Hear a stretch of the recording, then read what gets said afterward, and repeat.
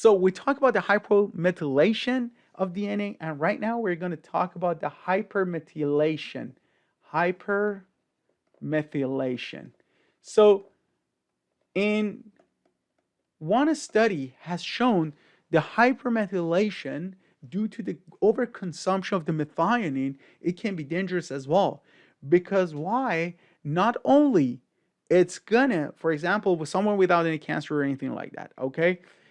Hypermethylation is not gonna only repress the genes that are in charge of the S phase and also the synthesis and uh, reproducing the other cells like the muscle cells and nervous cells, the nerve cells, they start repressing the genes that are important in some of the functions of our body.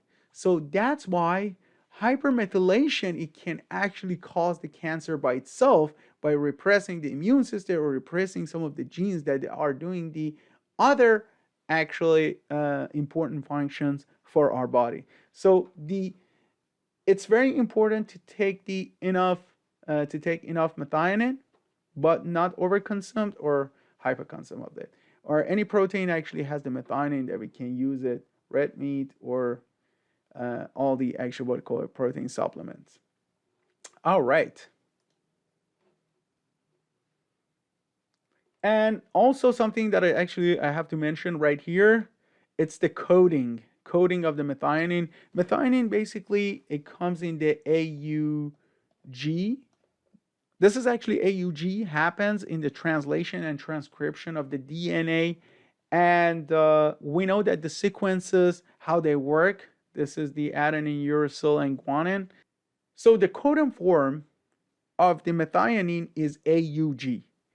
And why AUG is so important in sequences of the DNA and RNA? Because the AUG is a stop codon. Stop codon.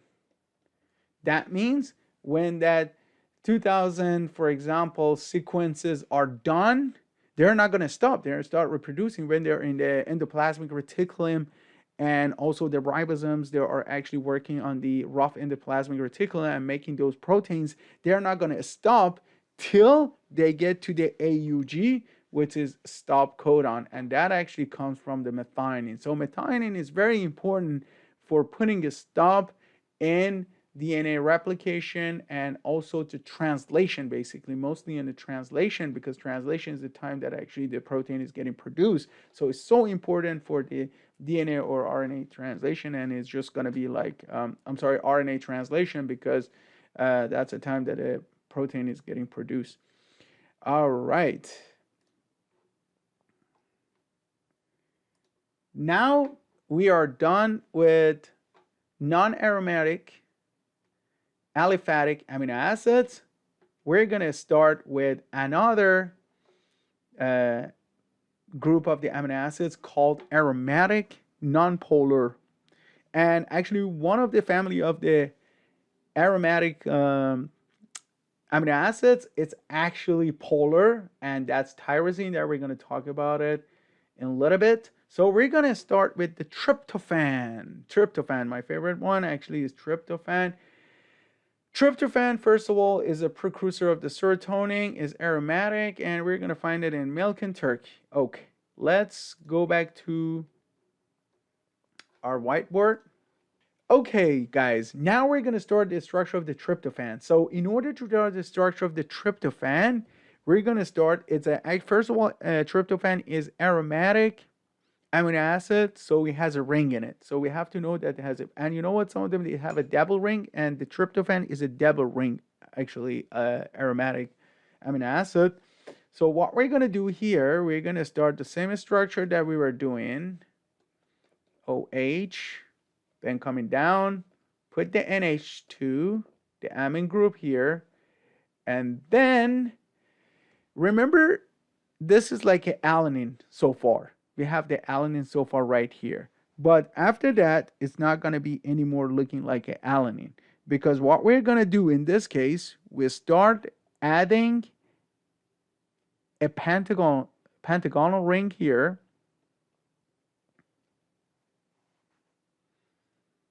And here we're going to put the NH like a proline, remember?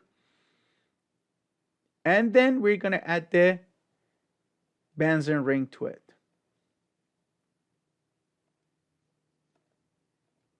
And then balance everything else.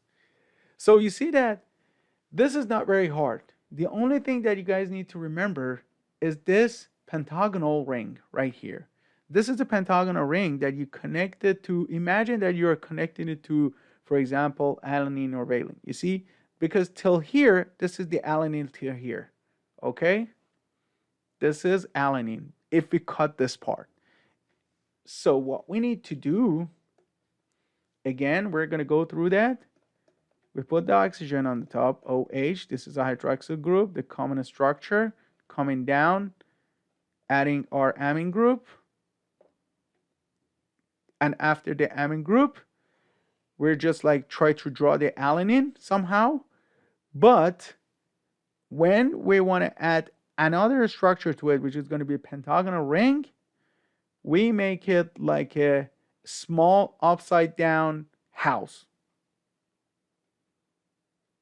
We're going to add the NH here. And we're going to add the benzene ring, which is very easy, to this. It's a double ring right here. And the reason that we put this bond here in order to balance everything. So you see that right now it's balanced, and this is the tryptophan. It's easy to memorize it and remember it. It's not really hard to actually forget about it. The only thing that we have to remember, as far as I told you, is going to be this pentagonal ring over here, down here. Okay, so what is important? Let me just write down the name of it, tryptophan as well. Tryptophan, as far as I told you, tryptophan is a very important molecule because it's the precursor of the serotonin in the brain. And serotonin is in charge of making us sleepy and trying to keep our body in the homeostasis level, not to get depressed or anxious. So it's very important in stress. That's why the imbalances of the serotonin in the brain is going to cause the anxiety. And all the new medication that is used for actually preventing the anxiety and depression called SSRI. I'm going to explain to you a little bit what does it mean like a SSRI. All right, just before that, I want to show you a presentation about the mechanism of the synthesis of the serotonin by the tryptophan. Okay, here's the molecule of the tryptophan. I know that what I taught you guys a little bit, this molecule is going to be a little bit confusing again for you guys probably when you look at it at first, but if you pay attention a little bit, you're going to realize, no, this is the same thing that we are drawing. The only thing is they put him in a Zobiter ion, Zobiter ion form, which is going to be like an acidic basic form in order to actually showing that it's ready to do the reaction. And the only thing that it did, they just condensed that carboxyl group over here, and they have condensed actually NH2 or NH3 plus over here. And they are showing the hydrogen that basically we don't show. So this is almost the same structure. And another thing they have done actually before that, they have taken the H on the NH group right here, then NH part of the what do you call it, this ring, by actually adding another bond here. So you see that when one bond is added, this is the bond that we had it over there, this is another bond. So they added another bond and they took that H out. So there is no such a difference between the structure that we draw with this structure. They just like flipped a little bit and they just moved this stuff to the other side. The most important thing is that we have to understand how easily we're going to be able to change the tryptophan to something called serotonin. Okay, imagine the tryptophan actually goes through the reaction with O2, and here is a tryptophan 5-hydroxylase. Tryptophan 5-hydroxylase, what it does basically, when you see in biochemistry or organic chemistry something saying A's, that means attaching something. Okay, when you say tryptophan 5 hydroxylase. Okay, now we understand what is adding the hydroxyl to it. So what is hydroxyl? OH. And where is adding it? Is adding it on the carbon number 5. You see right here, 1, 2, 3, 4, 5. It's adding it to the carbon number 5 right here. That's why they call it, it is the tryptophan. We have it right here. And this is a carbon number 5 on the ring. And hydroxylase, that means is add the hydroxyl group on the carbon number 5 position, carbon number 5 on the tryptophan benzene ring over here. That's why this enzyme is called tryptophan 5 hydroxylase. That means attaches one hydroxyl to the tryptophan. Then we're going to go for the next step, that aromatic L-amino acid decarboxylase. Okay, first of all, we're going to talk later on about the L and D structure, and also specifically RNS structure, because some of the people I know that they are confused with the L and D and RNS. We're going to go through them very, very clearly. I'm going to talk about it in another video. But here I'm going to tell you what, just know this, that most of the occurring biotics and biotic molecules, they are L, especially amino acids. Most of the amino acids, they are L amino acids. So that's why we say that means like a left, L. Aromatic L amino acid, that means like a, so when we say L amino acids, if you guys remember the Fisher projection, that we'll talk about it later on in another video. In Fisher projection, the NH3 group or plus or NH2 or amine group is going to stay on the left side of the molecule structure. So that's why they call it L amino acid. L amino acid decarboxylase. What it does basically, decarboxylase, that means this one, the D is over here, that means it's taking the carboxyl group away. So if you look at here in this molecule and compare it with this molecule, we see that this COO minus or carboxyl group has been eliminated and been substituted by H. So the hydrogen came in the place of the COO minus. So that's why they call it decarboxyl. That means it take that carboxyl group away because it's D. If it was carboxylase, that means it was adding the carboxyl to the. But when you say decarboxylate, that means like it's taking the carboxyl away. So now we're going to end up with something called serotonin or 5-hydroxytryptamine. Tryptamine is right here. You see? Because right now we don't have any acid, so we cannot call it acid. We just have the tryptamine right here. That's why they call it 5-hydroxytryptamine, or in another word, serotonin. All right, guys. Now I told you guys what actually we call it SSRIs, those medications that are used, because here we are just trying to talk about the what I call it, the clinical correlations as well. So we cannot just like walk away from it before explaining exactly what does it mean in medicine and what they do, these amino acids in medicine. So let's go with SSRI. This is selective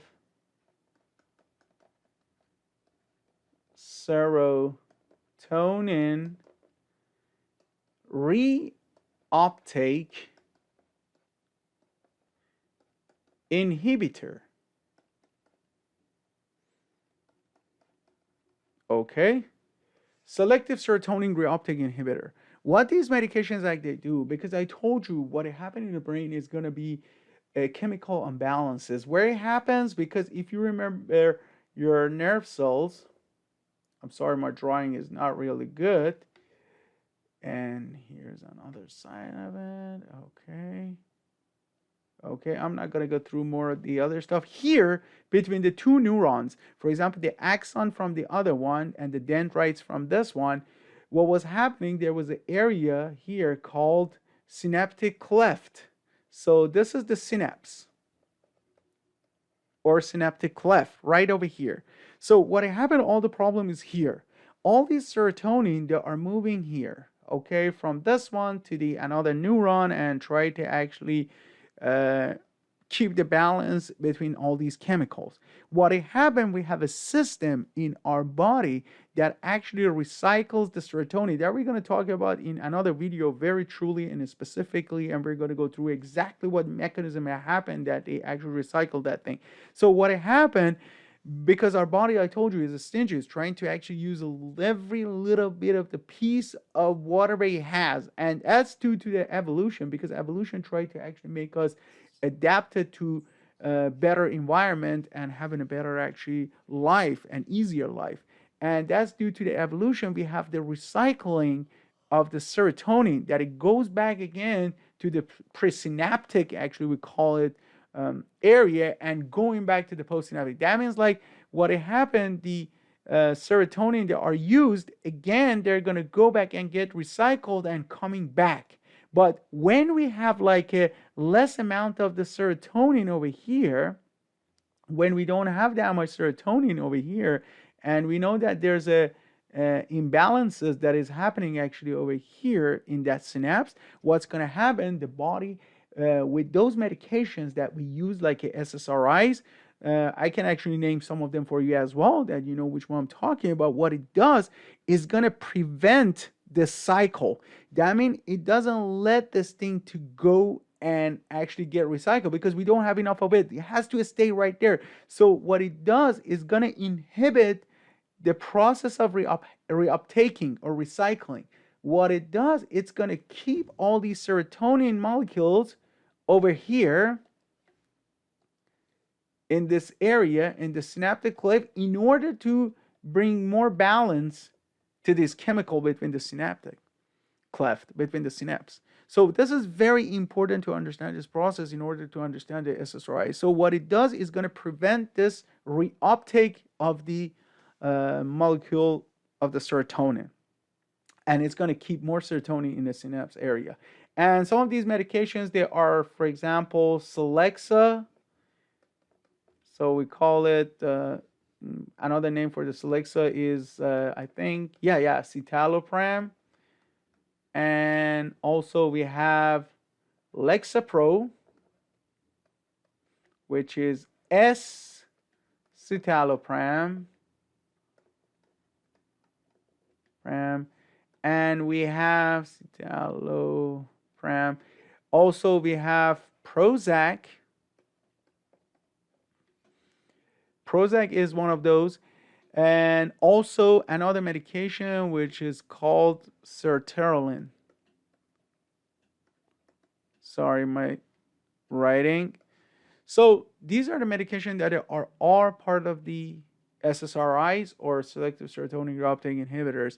And I don't want to go very truly deeply more into the SSRIs and explain exactly what's going on or what is the difference of the citalopram and escitalopram, where we're going to talk about it later on in another video, that how the what I call stereochemistry of the molecule can change the molecule in very different level and makes this one a better medication and better technology of this one. We're going to talk about all these kind of stuff later on. Also, we're going to talk about the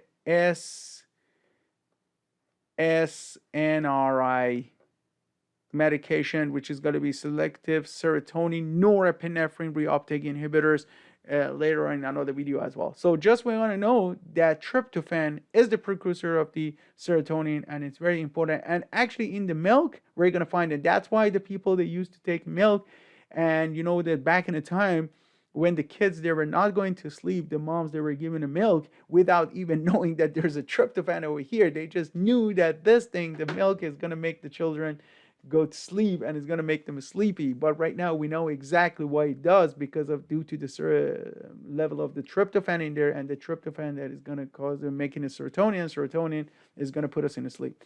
All right. Okay. And now we're going to talk about another very important amino acid, which is essential as well. That means our body doesn't create them. We have to get them from the diet. And it's so important and very, very essential amino acids for our body. They're called phenylalanine. Okay, the phenylalanine, actually, its name tells us everything about the structure. This is, believe me, one of the easiest one to draw. And when we want to draw the structure of the phenylalanine, we just Pay attention to the name. Phenylalanine. That means there is a phenyl and there is alanine in the structure. So what we're going to do, we try to draw the structure of the alanine first. What we're going to do, we come here, the same thing. Put the hydroxyl and carboxyl, and hydroxyl here, going down, making an NH2 here. And then this is the alanine. That's it. We are done with the alanine part. What we need to do, we have to add the phenyl group to it. And by adding a phenyl, it's so easy. There you go. And this is the phenyl group. So we easily could make the structure of the phenylalanine because we know how the phenyl is. You know, if you guys remember how the phenyl is, phenyl was like this. I want to draw the structure of the phenyl as well. See that? This is phenyl. This is very easy. This is like a one benzene ring plus the OH is going to be phenyl. So that's how we draw the phenylalanine. Very easily. Just draw the alanine and then connect the phenyl. You just took that OH weight, the hydroxyl group, and just attach it over here. Is going to be phenylalanine. So what is the importance about the phenylalanine? It's going to be because it's an essential amino acid. Our body basically doesn't produce it. And one of the problems that we have it in our body, the phenylalanine needs to actually, after doing its job and creating the very important molecules in our body called catecholamine, after that, the phenylalanine has to be degraded and actually getting eliminated. Otherwise, it's going to start accumulating in a brain and causing a huge problem and very dangerous disease called PKU, or we call it in medicine phenylketonuria. And phenylketonuria, unfortunately, is a kind of like a genetic disease. And what it does actually is due to the accumulation, especially in the infants when they're born, it just start actually accumulating the phenylalanine into his brain and other organs, and it's going to cause a lot of actually irreversible damages. And one of those damages is going to be damage to the brain and causing a retardation. So how come this kid with the genetic, why actually doesn't happen anything to him when it's actually, to him or her, doesn't matter, when it's inside the womb or in the uterus of the mom? That's a very great question, because when actually the baby is inside the womb and it's actually like still not born, what happens through the placenta